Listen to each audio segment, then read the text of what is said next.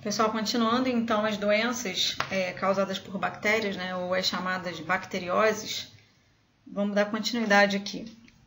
Então, coqueluche não é uma doença em que a gente fala muito, né, com tanta frequência, não é muito comum em cair muito em prova, mas a gente fala quando fala de vacinação, tá? Então, a agente etiológico é a Bordetella pertussis, a forma de transmissão também pelo ar, né? Quando a gente fala pelo ar, a gente sempre está falando de gotículas de saliva. Uma tosse persistente, que a gente chama vulgarmente de tosse de cachorro, aquela tosse que não para. O processo da infecção acontece bem anteriormente aos pulmões, então nos brônquios e nos bronquíolos, antes dos alvéolos. Se usa antibióticos específicos, como todas as doenças, né? Algumas são mais específicas para determinados remédios. E a vacinação acontece na vacina tríplice, na tríplice bacteriana. Essas imagens são meio que para reforçar essa questão da tosse mais crônica, né? E que não pare, que é insistente, gasta muito tempo tossindo. Outra doença é o botulismo, essa é um pouco mais importante. Ela é causada pela Clostridium botulinum, então é uma bactéria do mesmo gênero da bactéria que causa o tétano, que é o Clostridium tetani. Essa bactéria também é anaeróbia estrita, né, assim como a que causa o tétano, porque elas simplesmente vivem sem a presença do oxigênio, né, estritamente. Então a forma de transmissão é por intoxicação, né, normalmente de alimentos que são enlatados ou mal envasados. Existe uma produção de uma toxina botulínica produzida por essa bactéria, e essa toxina, né, que é um produto ruim, tóxico para a gente, nos faz mal.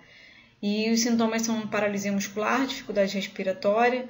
Essa doença é muito parecida com o tétano mesmo, mas essa a gente não tem vacina, né?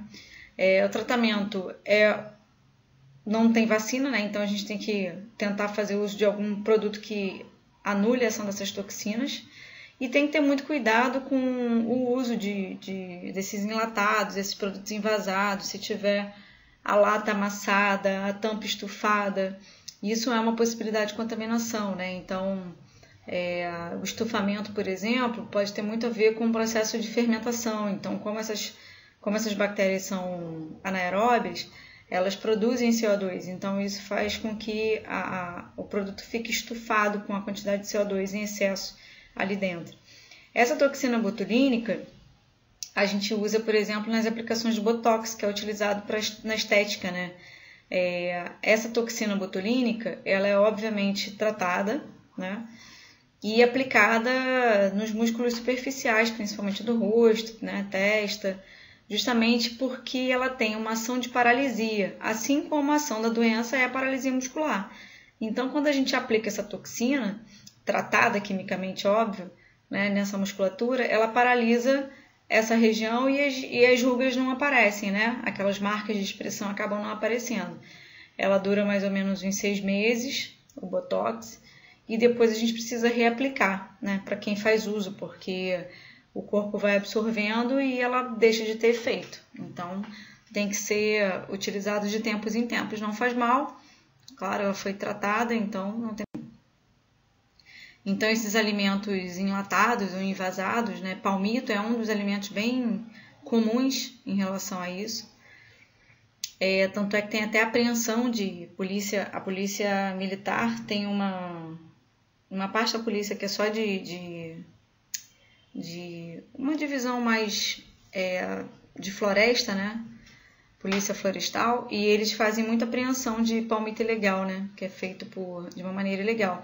E aí eles fazem a apreensão ilegalmente, aí também o manuseio não é correto, o envasamento não é correto, então não passa por certas higienes, né? Certas regras de sanitização, então a chance da contaminação é grande. Pneumonia, eu coloquei aqui, transmitida por um Streptococcus. Saiu um Ezinho aqui depois do P errado, é pneumonia, não é pneumonia não, esse E aí está além.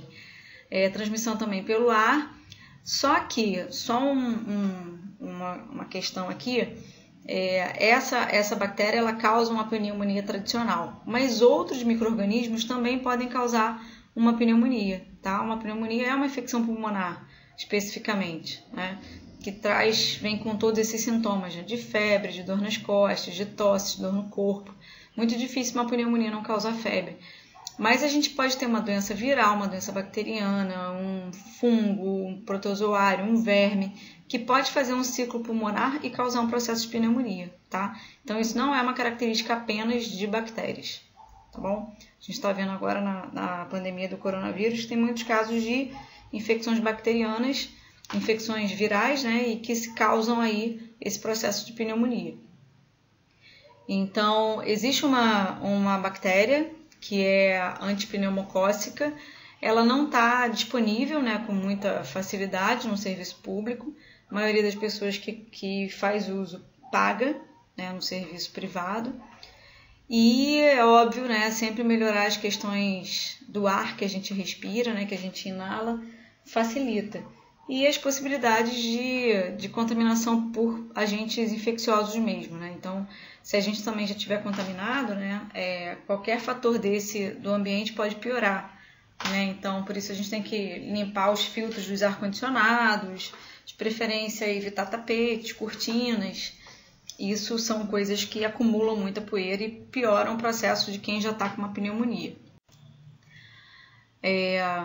Então, aqui são imagens, né, de regiões específicas do pulmão, né, em que uma pneumonia atinge, a imagem de um pulmão real, né, contaminado por um processo de pneumonia. A hanseníase, que é transmitida por um agente etiológico chamado Mycobacterium leprae, ou a gente também chama de bacilo de Hansen. Hansen foi o pesquisador que descobriu a bactéria. A transmissão é por contato direto, mas existe uma série de questões aí sobre a hanseníase. Existem muitos estudos que dizem que existe uma predisposição genética a gente pegar a hanseníase. Por quê? Existem pessoas que já tiveram contato com pessoas com hanseníase, com lugares, com muitas pessoas com hanseníase. Eu mesma já frequentava um hospital para fazer visitação e nunca tive absolutamente nada. Então, as pessoas eram higienizadas, tinham seus corpos com curativos, eram bem tratados, mas não bastou, né, só o contato. E assim como existem pessoas que nunca tiveram contato direto e adquiriram a doença, tá bom? Esses sintomas são normalmente manchas na pele. Essas manchas, elas são manchas avermelhadas, com bordas bem regulares.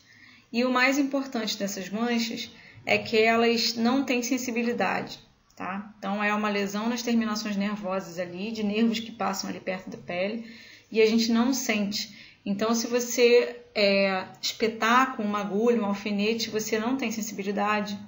Se você encostar alguma coisa quente, você também não tem sensibilidade, tá? Essas manchas, e por isso que a visita ao dermatologista de tempos em tempos é importante. Elas podem ficar, às vezes, em regiões que a gente não percebe, não tem visualização, como costas, por exemplo. O tratamento é muito amplo, né? Tem duas formas diferentes de hanseníase, uma forma paucibacilar com poucos bacilos, e aí a gente faz um tratamento de 6 meses de antibiótico, e a gente tem uma forma multibacilar, em que você tem muitos bacilos e o tratamento é de 2 anos. Esse tratamento é feito pelo SUS, então é gratuito, é só começar o tratamento pelo SUS, e aí você não paga absolutamente nada por isso. Sempre tratar os doentes é uma forma de prevenção, né, de profilaxia. Educação sanitária, educação em saúde, importante. E a BCG, que é a mesma vacina que eu falei lá atrás contra a tuberculose, que inclusive é transmitida por um Mycobacterium tuberculosis, então se vocês repararem, é o mesmo gênero de bactéria. Essa vacina, que é aquela que a gente toma com 1 mês de vida, ela protege contra a hanseníase e a tuberculose somente na primeira infância, depois ela perde efeito. Isso já foi uma questão de prova de vestibular, na segunda fase de UERJ, perguntando se a hanseníase era causada por vírus ou bactéria, perguntando o nome científico da bactéria, e perguntando qual era a vacina que conferia imunidade. Foi uma questão que muita gente errou, porque poucas pessoas sabem dessa característica da BCG.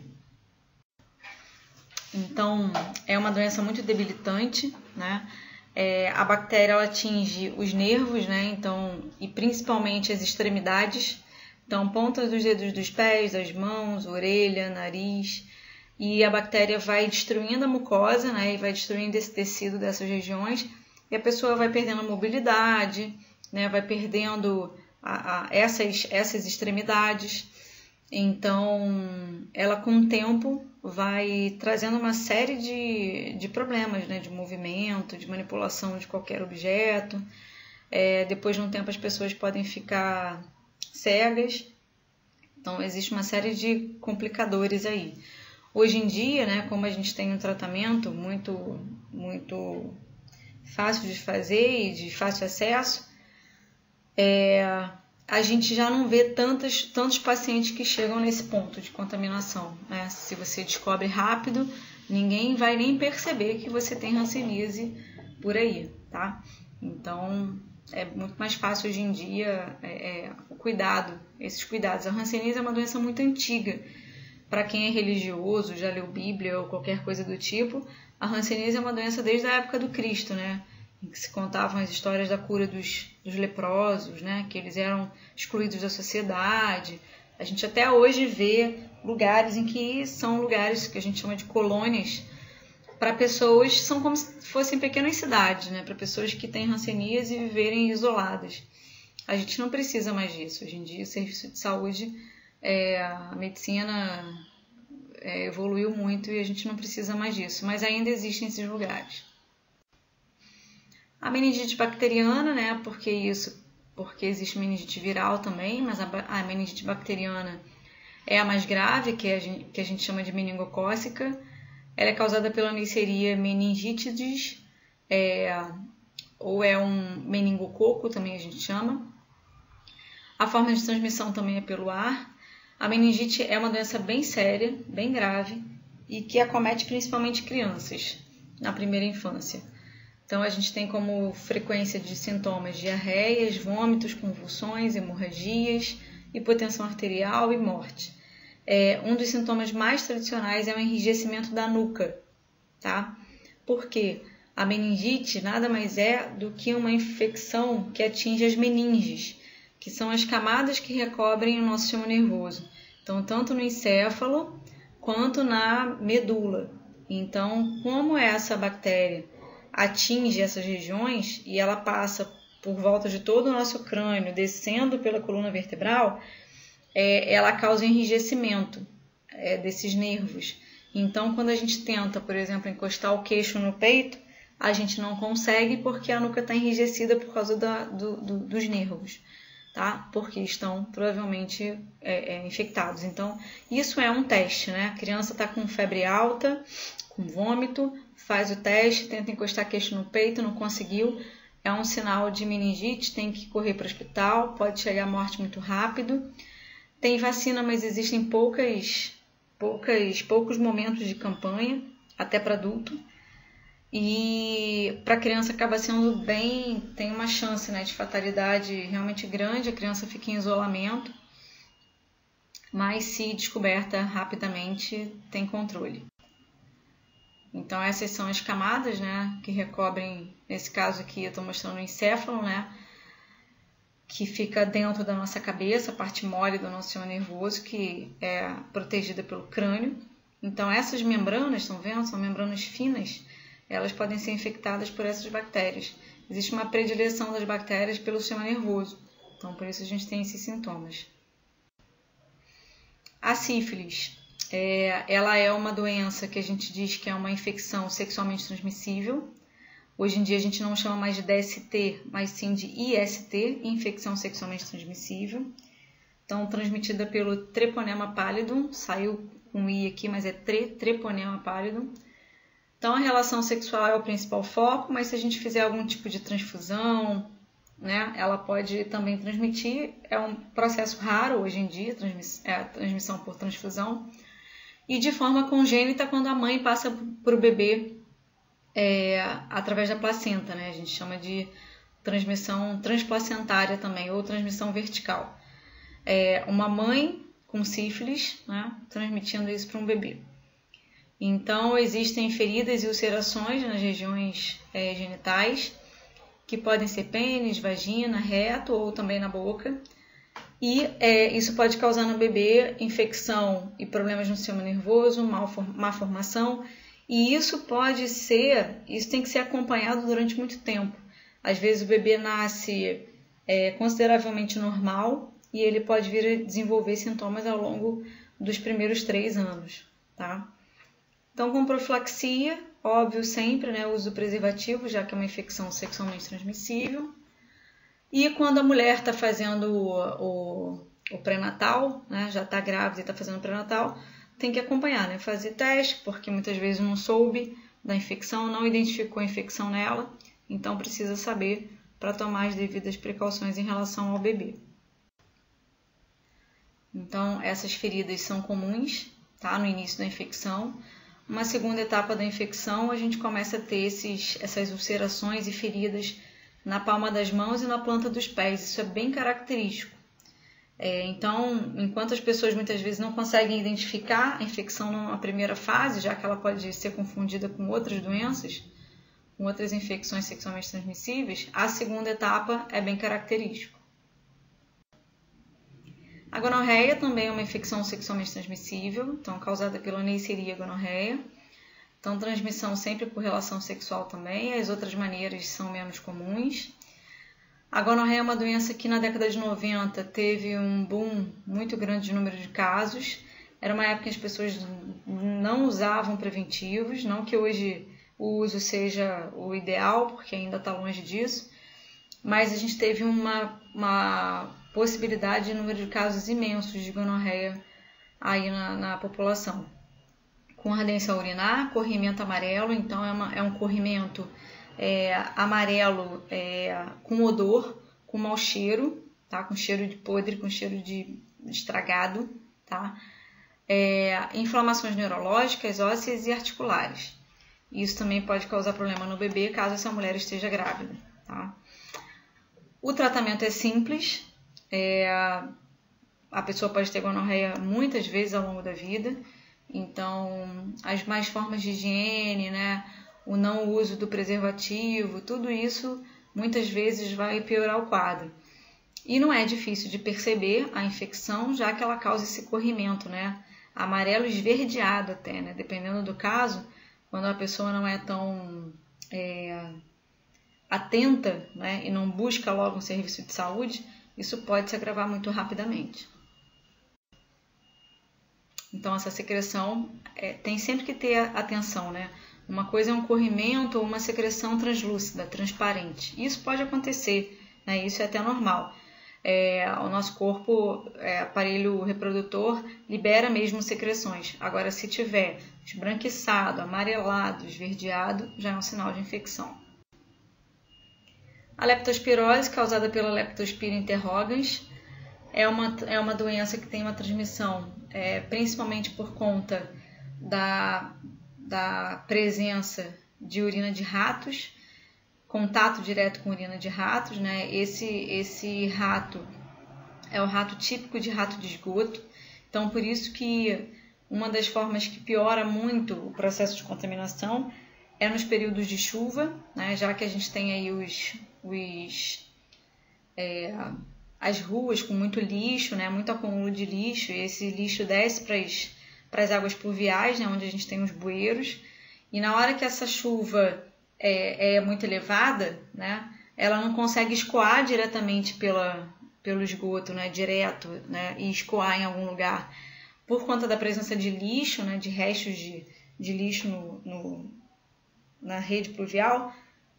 Essa água em excesso acaba subindo e ficando próximo a gente pelas ruas, né? Então, quando as ruas enchem e a gente pisa nessa água, né? A gente não sabe se está tendo urina de rato, já que esses ratos frequentam esses esgotos, eles podem ter urinado nesses ratos, nesses esgotos, e aí essa água subindo à superfície a gente acaba tendo contato, tá? É uma doença muito séria. muitas vezes você demora um pouquinho para descobrir. O certo é não entrar em contato com água de chuva, nunca, né? Se for muito necessário, chegar em casa, tomar banho, lavar com água e sabão e passar álcool, de preferência. Mas o certo é não ter esse contato, tá? Não exatamente você precisa ter ferimento na pele para ter uma infecção. E ela pode causar problemas muito sérios, né? Inicialmente aquela infecção clássica com febre e tal, mas ela pode evoluir para um processo anêmico, icterícia, problemas no fígado. Isso acaba sendo um problema muito sério, muito grave a longo prazo, tá? Então, uma das coisas que a gente mais precisa fazer é educação sanitária, medidas de educação da população, né? É uma doença que a gente diz que é um problema de saúde pública, porque ela está relacionada tanto aos hábitos da população quanto ao poder público, né? As secretarias, os municípios terem os seus serviços de coleta de lixo, né? Então não adianta também eles coletarem o lixo e a gente insistir em jogar o lixo no chão. Então é uma mistura de ações, por isso um problema de saúde pública. Então esse rato a gente não vê, né? Ele está realmente lá pelo esgoto. Então não é a mordida do rato, tá? É a urina do rato, então a gente não precisa ter contato direto com ele para se contaminar. Aqui eu deixei alguns exercícios, e depois a gente